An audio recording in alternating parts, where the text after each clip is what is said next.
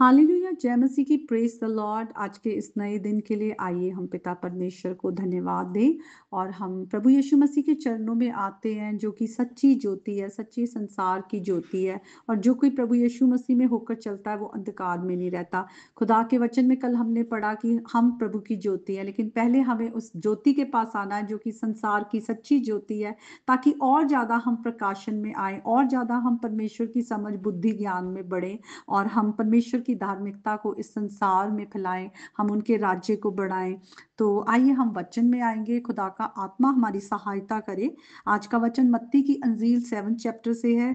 24 to 27 versus को पढ़ेंगे और ये दृष्टांत हम सब अच्छे से जानते हैं, जो कि एक बुद्धिमान मनुष्य और एक मूर्ख मनुष्य के बारे में है, जो अपने घरों को अलग अलग जो उस पे बनाते। बुद्धिमान मनुष्य चट्टान पे बनाता है और जो मूर्ख इंसान है वो अपना जो घर है वो बालू या रेत पे बनाता है। तो आइए हम इस वचन में आएंगे और यहाँ पे लिखा है, यीशु मसीह कह रहे हैं, जो कोई मेरी ये बातें सुनकर। तो हम देखते हैं, अगर हम 5th चैप्टर से स्टार्ट करें, वहां पर जो पहाड़ी उपदेश है, जहाँ पे यीशु मसीह जो है शिक्षा दे रहे हैं और किस तरह से हम परमेश्वर को और ज्यादा उनके राज्य के बारे में हम जान सकते हैं। तो राज्य की बातों की शिक्षा दे रहे हैं, हमारा करेक्टर कैसा होना चाहिए। और यीशु मसीह कह रहे हैं, जो कोई मेरी ये बातें सुनकर उन्हें मानता है। तो वचन को सुनना काफी नहीं है, वचन को पढ़ना काफी नहीं है, बल्कि वचन पर चलना जो है बहुत जरूरी है। और यीशु मसीह कहते हैं, वे उस बुद्धिमान मनुष्य की नाई ठहरेगा जिसने अपना घर चट्टान पर बनाया।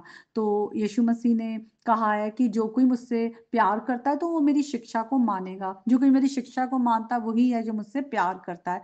तो कितना हमें इस बात पर ध्यान देना है कि चाहे हम जितनी मर्जी बाइबल पढ़ रहे हैं, जितनी मर्जी वर्सेस हमें याद है, लेकिन अगर हम प्रभु की शिक्षा पर नहीं चल रहे तो हम नाश की ओर जा रहे हैं, हम खुद अपना नुकसान कर रहे हैं। और जो प्रभु की बातों को सुनकर उन्हें मानता है, वचन कहता है वो बुद्धिमान मनुष्य है। और जब बाइबल बुद्धिमान मनुष्य की बात करता है तो उसका मतलब है जो मनुष्य परमेश्वर के डर में चलता है, वो परमेश्वर की हिदायतों को सुनता है कि जो बातें अगर परमेश्वर कह रहे हैं नहीं सही है, उनसे मुझे मुंह फेरना है, और जो परमेश्वर वचन कह रहे हैं या बातें कह रहे हैं कि इन पर चलो, मुझे वो करना है। और वो परमेश्वर की हर एक बातों को वो सत्य जानकर उन्हें ग्रहण करता है। तो वो बुद्धिमान मनुष्य है और वो अपना घर जो है वो चट्टान पर बनाता है। चट्टान कैसा होता है? स्ट्रांग होता है, और उसका जो घर का फाउंडेशन है वो स्ट्रांग है। तो हम अगर एक फिजिकल अपने रेल में भी जब हम अपना कोई भी घर की फाउंडेशन करते हैं तो हमें रहता है कि वो घर स्ट्रांग हो, ताकि कभी भी कोई फ्लड आए या ज्यादा बारिश पड़ जाए या कुछ भी हो तो हमारे घर को नुकसान ना पहुंचे, या घर की जो वॉल्स हैं वो लीक ना करे। तो हम हर एक तरह से प्रिकॉशन लेते हैं। कई बार मैं इनफैक्ट हमेशा यही सोचती हूँ कि हम अपने फिजिकल वर्ल्ड की तो हमें हर चीज के लिए चिंता रहती है, चाहे वो हमारे शरीर के लिए हो, हमारे पहनने खाने पीने के लिए हो, हमारे जो घर को हम बिल्ड करते हैं, हमारे फाइनेंसेस की हो, हर चीज का हमें बहुत ही ज्यादा, हमें इन चीजों के लिए हम बहुत ही स्मार्ट रहते हैं कि हमें ऐसे करना चाहिए तो ये बेटर होगा। लेकिन हम अपनी स्पिरिचुअल जो हमारा स्पिरिट है, जो ये शरीर तो मर ही जाएगा लेकिन जो स्पिरिट है वो परमेश्वर के पास चला जाएगा, उसकी हमें बिल्कुल भी चिंता नहीं रहती। तो यहाँ पर हम देखते हैं कि हमें बुद्धिमान मनुष्य हम कब बनते हैं, जब हम परमेश्वर की बातों पर, उसकी सच्चाइयों पर हम चलते हैं, उन्हें मानते हैं, और तब हम बुद्धिमान हैं। और हम उस मनुष्य की तरह हैं जो अपना घर चट्टान पे बनाता है, और बारिश आती है, बाढ़ आती है, आंधियां चलती है और उस घर पर टकराने लगती, वो घर नहीं गिरता, क्योंकि वे घर की जो नींव है वो चट्टान पर डाली गई है। तो ये जब हम ये फिजिकल जो चीजों को देखते हैं जो हम अपने वर्ल्ड में होते, बारिश आती है और आंधी आती है, बाढ़ आती है, क्या करती है? जब ये बहुत ज्यादा हो तो ये तबाही लेकर आती है। अभी टेक्सास में फ्लड आया है, यूएस में, और वहां इतना नुकसान हुआ है, लोग बिल्कुल भी अलर्ट नहीं थे। अचानक से बारिश और फ्लैश फ्लड आया और एकदम से कितने लोगों की जानें उसमें चली गई। तो ये चीजें कितनी नुकसान करती हैं। तो ये बात तो हुई फिजिकल वर्ल्ड की।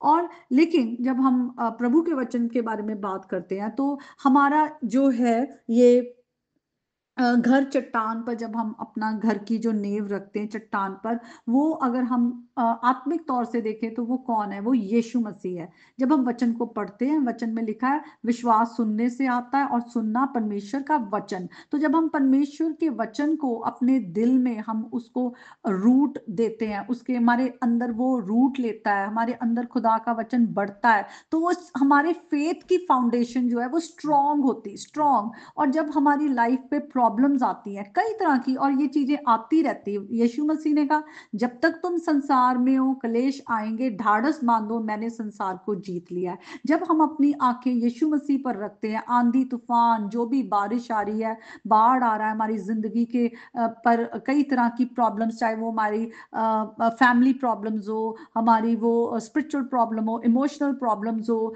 रिलेशनशिप में हो, फाइनेंसेस में हो, हेल्थ में हो, किसी भी तरह से जब हमें लोग कई बार बिट्रे कर देते हैं, धोखा दे देते हैं, हमारे दिल को तोड़ते हैं, कुछ भी कारण हो सकता है जिसकी वजह से हमें लगता है कि हम बहुत ही गिरते जा रहे हैं, टूटते जा रहे हैं, प्रेशर में है। कई बार लोगों पे डेट्स आ जाते हैं, बहुत सारा उधार आ जाता है, कई तरह का जो हमें प्रॉब्लम्स प्रेस करती है, हमें लगता है हम हेल्पलेस हैं।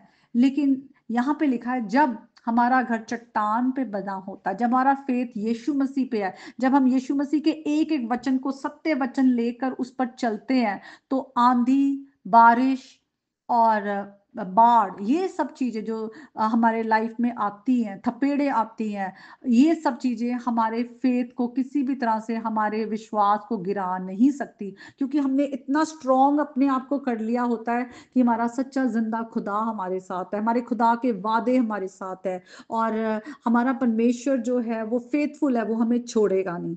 लेकिन आगे यीशु मसीह कहते हैं, पर जो कोई मेरी बातें सुनता है और उस पर नहीं चलता, वे उस निर्बुद्धि मनुष्य की नाई ठहरेगा, जिसने अपना घर बालू पर बनाया।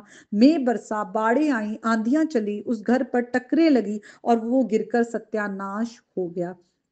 निर्बुद्धि मनुष्य बाइबल में वो है जो परमेश्वर के वचन को जानता तो है कि प्रभु का वचन ये कह रहा है, लेकिन वो जानबूझकर, जानते हुए भी रिबेलियन में एक्ट करता है, जानबूझकर परमेश्वर के वचन का विरोध करता है, रेजिस्ट करता है, और वो जो है वो अपनी विकेडनेस में रहता है, वो गुनाह में रहता है, वो गुनाह से मुड़ना नहीं चाहता, वो गुनाह की जिंदगी को नहीं छोड़ना चाहता, और वो अपना जो विश्वास है वो किन चीजों पे रखता है? दूसरी जो संसार की चीजें हैं, जो कि पैरिशेबल है, खत्म हो जाएंगी संसार, और वचन कहता है संसार की सारी चीजें जो है वो नाश हो रही हैं, उन पर हमें अपना विश्वास या ट्रस्ट उन पर नहीं रखना चाहिए। और जब प्रॉब्लम्स आती हैं, जब थोड़ी सी भी कोई परेशानी आती है या कोई प्रेशर आ जाता है ऐसे लोगों पर, तो वो उसको हैंडल नहीं कर सकते, क्योंकि उन्होंने किस चीज पर अपनी नींव रखी होती है? रेत पर। रेत कैसी होती है? जो फिसलती है हाथ से, और आप उस पर, मतलब अगर आप अपना घर